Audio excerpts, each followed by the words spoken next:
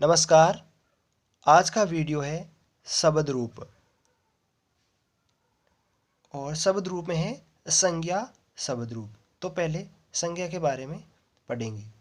संज्ञा किसी व्यक्ति, वस्तु, स्थान आदि के नाम को संज्ञा कहते हैं। जैसे राम, बालक, फल, पुस्तक, जोधपुर आदि। यानी ये सब क्या है? संज्ञा है। अब शब्द रूप पढ़ने से पहले थोड़ा अपन इनके ऊपर भी ध्यान देना होगा।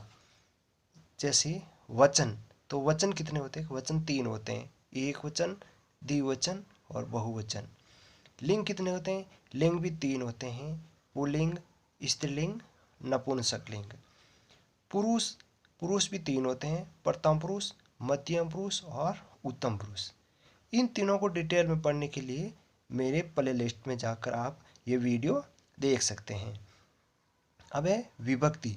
अब विभक्ति कितनी होती हैं? विभक्तियों की संख्या कितनी होती हैं? तो इनकी संख्या 7 होती हैं। विभक्ति कितनी होती हैं? विभक्ति 7 होती हैं। और पूछ ले कि संस्कृत में कारक कितने होते हैं? तो कारक 6 होते हैं और विभक्ति 7 होती है।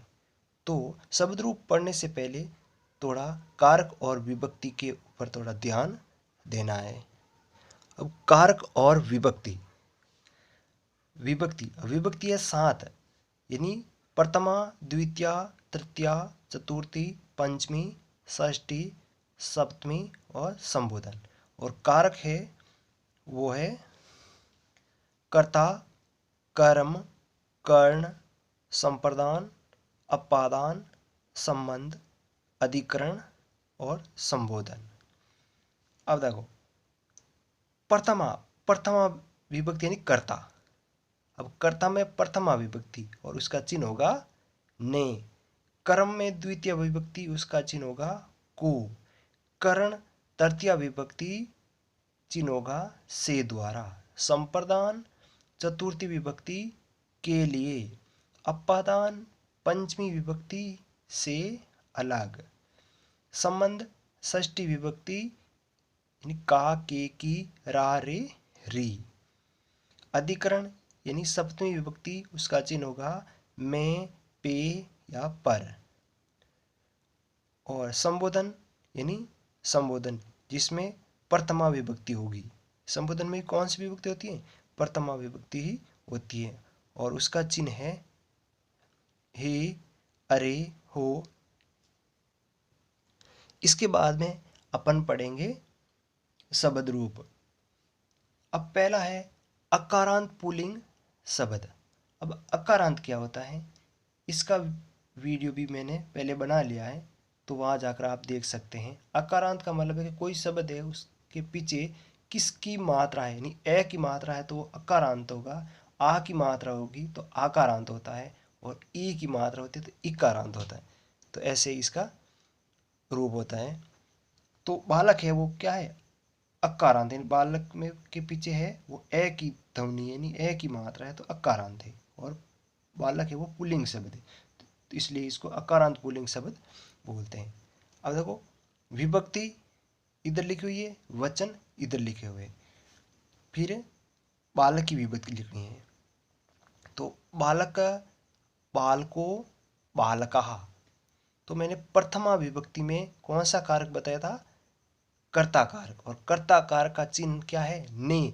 तो इसका अर्थ है बालक ने, दो बालक ने, सभी बालक ने। द्वितीय विभक्ति बालकम, बालको, बालकान। और द्वितीय विभक्ति में कौन सा कारक होता है? कर्म कारक होता है। और कर्म कारक का चिन्ह मैंने बताया कर्म को, यानी एक बालक को, दो बालक को, सभी बालक को या सभी बालकों को। तृतीया विभक्ति बालकेन, बालकाभ्याम, बालकै। और तृतीय विभक्ति का चिन्ह होता है से द्वारा। क्या होता है? से द्वारा। तो एक बालक के द्वारा, दो बालक के द्वारा, सभी बालकों द्वारा।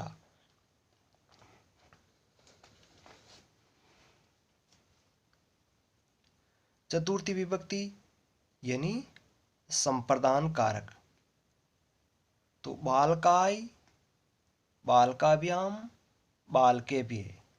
और चतुर्थी विभक्ति में कारक होता है संप्रदान कारक और उसका चिन्ह होता है के लिए, तो बालक के लिए, दो बालकों के लिए, सभी बालकों के लिए। पंचमी विभक्ति और उसका कारक होता है अपादान कारक, और अपादान कारक का चिन्ह होता है से अलग, यानी बालकात, बालकाभ्याम, बालकेभ्यः, यानी एक बालक से, दो बालकों से, सभी बालकों से। इसका अर्थ होता है से अलग के अर्थ में होगा। षष्ठी विभक्ति, और षष्ठी विभक्ति का कारक है संबंध, और संबंध कारक का चिन्ह है का, के, की, रा, रे, री। तो बालकस्य, बालक्यों, बालका नाम, यानी बालक का, दो बालकों का, सभी बालकों का। सप्तमी विभक्ति, इसमें कारक होगा अधिकरण, और अधिकरण का चिन्ह होगा मैं, पे, पर। तो बालके, बालक्यों, बालकेषु, यानी बालक में या बालक पर, दो बालक में या दो बालक पर, बालकेषु यानी सभी बालकों पर या सभी बालकों में। संबोधन, और संबोधन में कारक होता है संबोधन, ठीक है। तो इसका चिन्ह होता है हे, हो, अरे। तो हे बालक, हे बालको, हे बालकः। तो संबोधन है वो प्रथमा विभक्ति ही आती है, लेकिन जो प्रथमा का प्रथम एक वचन है और संबोधन का एक वचन है, इसमें थोड़ा फर्क होता है। इसमें विसर्ग होता है और इसमें विसर्ग नहीं होता है, बाकी दोनों ये सेम है। अब जो भी अकारांत शब्द है वो सभी बालक की तरह ही चलेंगे। जैसे अकारांत शब्द राम, नर, नृप, वानर, मयूर, कृषक, गज आदि शब्दों का रूप बालक की तरह ही चलेगा। जिस प्रकार अपने बालक का लिखा है उसी प्रकार इन अकारांत शब्दों का, यानी जो ये शब्द है इन सभी का रूप बालक की तरह ही चलेगा।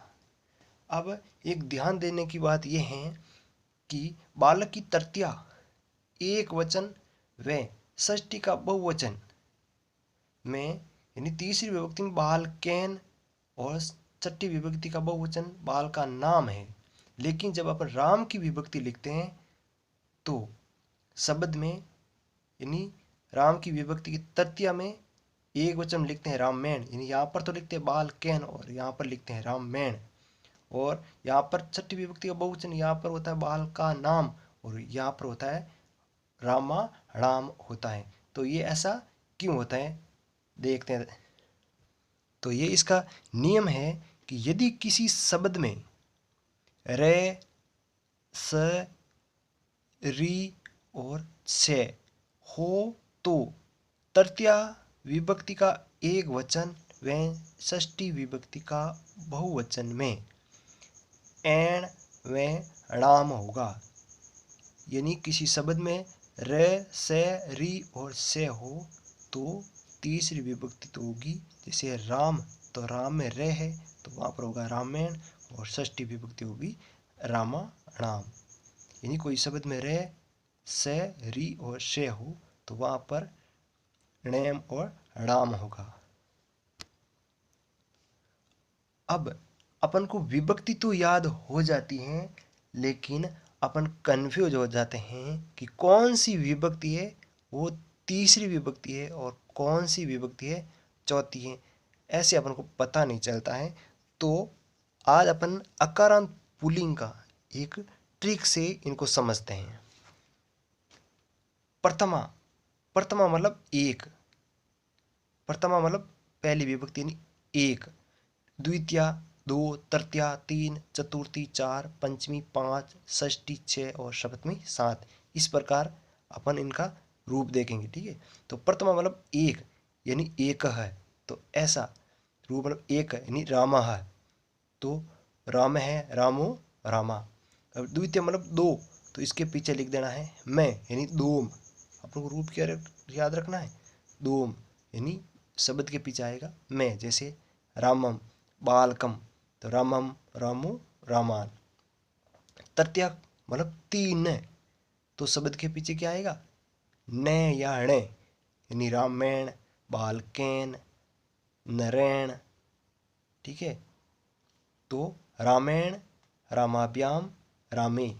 चतुर्थी मतलब चार, तो चार रे। अब रे का अपन को कर देना है ये, तो क्या होगा, चाहिए। तो उस शब्द के पीछे आएगा ये, क्या होगा, आय, यानी रामाय, बालकाय, यानी रामाय, रामाभ्याम, रामेभ्य। पंचमी यानी पाँच, तो च को हटा देना है और तय लिख देना है, पात। अब इस शब्द को क्या लिख देना है, पात, यानी शब्द के पीछे आएगा तय। आत यानी रामात, रामात, रामाभ्याम, रामेभ्य। अब है षष्ठी। अब षष्ठी को बोलते हैं से, मतलब शब्द के पीछे क्या आएगा, से, यानी रामस्य, बालकस्य। तो रूप क्या बनेगा, रामस्य, रामयो, रामाणाम। और सप्तमी, सप्तमी का मतलब है सात, और इनको समझने के लिए इसके पीछे लगा देंगे सात तारे, यानी तारे एक ही मात्रा, यानी रामे, बालके। तो इसका रूप क्या चलेगा, रामे, राम्यो, रामेशु। तो ये थी अकारांत शब्द को याद करने की ट्रिक। तो ये वीडियो आपको अच्छा लगा होगा। नमस्कार।